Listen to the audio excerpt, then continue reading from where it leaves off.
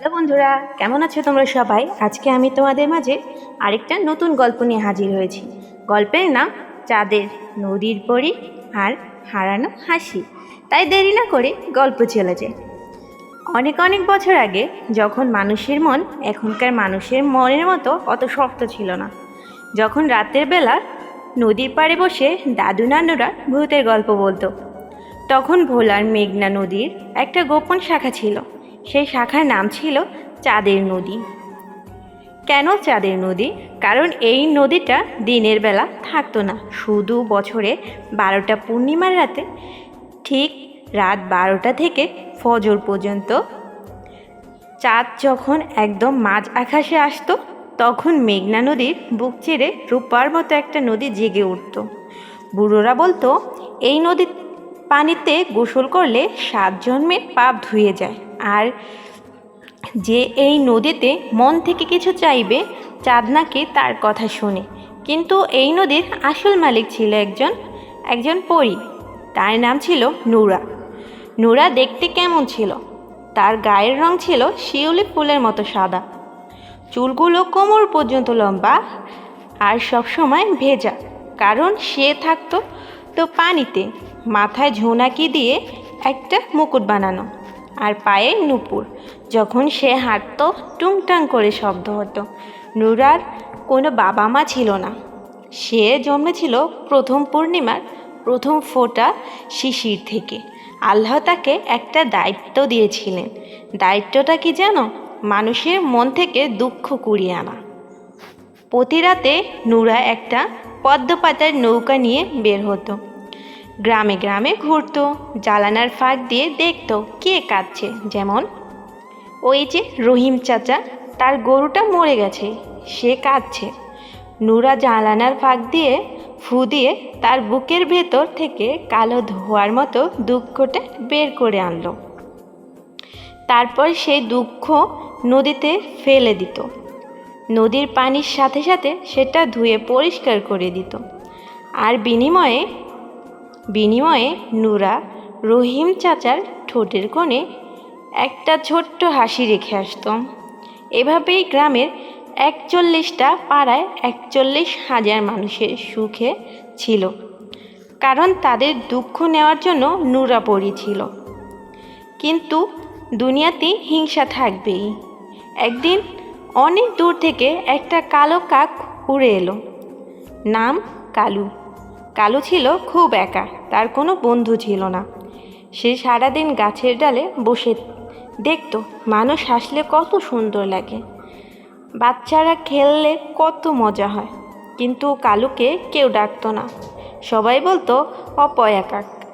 আস্তে আস্তে কালুর বুকের ভেতর হিংসা জমল। ওরা হাসলে কেন আমি হাসতে পারি না কেন? সব দুঃখ শুধু মানুষরাই। কালু খোঁজ নিয়ে জানলো মানুষের হাসির পেছনে আছে নূরা পরী। সেই রাতেই কালুর মাথায় শয়তানি বুদ্ধি এলো। হাসিগুলো যদি আমি চুরি করে নিই, তাহলে সবাই আমার দুঃখ হয়ে যাবে, তখন আমাকে আর একা লাগবে না। আমাবস্যার রাত, নূরা ঘুমাচ্ছে। কালো চুপি চুপি নূরার পদ্ম পাতায় ঘুরে ঢুকলো। ঘরের কোণে একটা বড় কাচের বোতল, বোতলের ভেতর 1000টা রঙিন আলো। ওইগুলো হলো 41,000 মানুষের জমানো হাসি। কালুর ঠোঁট দিয়ে বোতলের মুখ কামড়ে উড়ে গেল সোজা নদীর সবচেয়ে গভীর জায়গায়, যেখানে পচা কাদা, যেখানে বোতলটা পুঁতে দিল। পরের দিন ফজরের আজান হলো, কিন্তু কেউ নামাজে গেল না। বাজার বসলো, কিন্তু কেউ দামাদামি করলো না। স্কুল মাস্টার পড়াচ্ছে, কিন্তু বাচ্চারা হাসছে না। নদীর ঘাটে মাঝি গান ধরেছে না।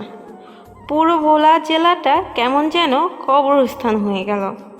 আর নূরা, সে ঘুম থেকে উঠে দেখে তার বোতল নেই। সে পাগলের মতো কাঁদতে লাগলো। তার চোখের পানি পরে নদীর পানি নোনতা হয়ে গেল। মাছগুলো পর্যন্ত কষ্টে মারা যেতে লাগলো। এই অন্ধকারের মধ্যে একটা আলো ছিল গ্রামের শেষ মাথায়, নদীর পাড়ে একটা টিনের ঘর। সেই ঘরে থাকতো 10 বছরের একটা মেয়ে। তার নাম ছিল আফসানা। আফসানার বাবা নেই, মা মানুষের বাড়িতে কাজ করে। আফসানার সবচেয়ে বড় সম্পদ ছিল তার হাসি। সে এত মিষ্টি করে হাসে যে যেখান থেকে দেখতো তার মন ভরে যেত। যেদিন থেকে গ্রামের হাসি বন্ধ হলো সেই দিন থেকে আফসানাও হাসে না। তৃতীয় দিন রাতে আফসানা স্বপ্নে দেখলো, স্বপ্নে একটা পরী এসে বলল, আফসানা, আমার হাসিগুলো কেউ চুরি করেছে, তুমি ছাড়া কেউ আমাকে সাহায্য করবে না। ঘুম ভেঙে যায় আফসানার। আফসানা সিদ্ধান্ত নিল যে হাসি ফিরিয়ে আনবে। পরের দিন সে মায়ের কাছ থেকে লুকিয়ে একটা ছোট্ট ডিঙি নৌকা নিয়ে নদীতে নামলো। সাথে নিল শুধু একটা হারিকেন আর তার গলার আওয়াজ। আফসানা সারাদিন নৌকা বাইল ও নদীর পানি, আমার গ্রামের হাসি কই? কেউ উত্তর দেয় না।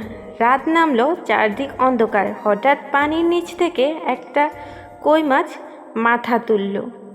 মাছ, কে রে তুই? আফসানা। আমি আফসানা, আমি হাসি খুঁজতে এসেছি। মাছ, হাসি? ও তো কালু কাক চুরি করেছে, কাদার নিচে পুঁতেছে, কিন্তু ওই জায়গা অনেক ভয়ঙ্কর। আফসানা ভয় পেল। হঠাৎ আকাশে হাজারটা ঝোনাকি এলো। ঝোনাকির সর্দার নূরপরি আপনার সৈন্য আর তোমাকে আলো দেবে, তুমি শুধু গান গাও। সেই রাত থেকে আফসানা গান গায়, ঝোনাকিরা আলো দেয়, মাছেরা পথ দেখায়। এভাবেই 7 রাত 7 দিন কেটে গেল। 8তম রাত, পূর্ণিমা। ঝোনাকিরা এক জায়গায় এসে খুব জোরে জোরে জ্বলতে লাগলো। আফসানা বৈঠা দিয়ে কাদা সরালো, বেরিয়ে এলো কাচের বোতল। তখনই কালু কাক এসে হাজির হলো। কালু কাক, খবরদার, বোতল ছুবি না। আফসানা, কেন? মানুষের কষ্ট পাচ্ছে। কালু, আমিও পাই, কষ্ট পাই, তাই সবাই পাক। দুজনের মধ্যে কথা কাটাকাটি হয়। কালু ঠোকর দিতে এলে আফসানা ভয় পেয়ে চোখ বন্ধ করে ফেলল। ঠিক তখনই নদী পানি 2 ভাগ হয়ে গেল। ভেতর থেকে বেরিয়ে এলো নূরাপরি। নূরাপরি বলল, থামো। নূরা আর কালুর অনেক কথা হলো। নূরা কালুকে বোঝালো, হিংসা করে সুখ পাওয়া যায় না বাবা, তুমি চাইলে আমার বন্ধু হতে পারো। কালুর চোখে পানি এলো। সে প্রথমবারের মতো লজ্জা পেল। কালু নিজেই বোতলের মুখ খুলে দিল। সাথে সাথে হাজারটা হাসি আলো হয়ে আকাশে উড়ে গেল। একটা একটা করে মানুষের বুকে ঢুকলো। সাথে সাথে বাজারের হাসি, স্কুলের হাসি, নদীর ঘাটের গান। নূরা আফসানাকে জড়িয়ে ধরল। নূরা, তুমি আমার গ্রামকে বাঁচিয়েছ, কি চাও তুমি? আফসানা, আমি চাই মানুষ যেন কখনো হাসা বন্ধ না করে। নূরা, তাই হবে। আজ থেকে নিয়ম, যে মানুষ মন থেকে আরেকজনকে হাসাবে, প্রতিটা পূর্ণিমায় একটা ঝোনাকি এসে তার কপালে চুমু দিয়ে যাবে। আর কালু এখন নূরার বন্ধু। সে এখন আর কাকা করে না, সে এখন সকালে ওঠে মানুষকে জাগায়। আজও ভোলার মানুষ বিশ্বাস করে পূর্ণিমার রাতে নদীর পাড়ে গেলে একটা ছোট্ট আলো দেখা যায়। ওটা হয়তো নূরাপরি, না হয় আফসানা দেওয়া একটা হাসি।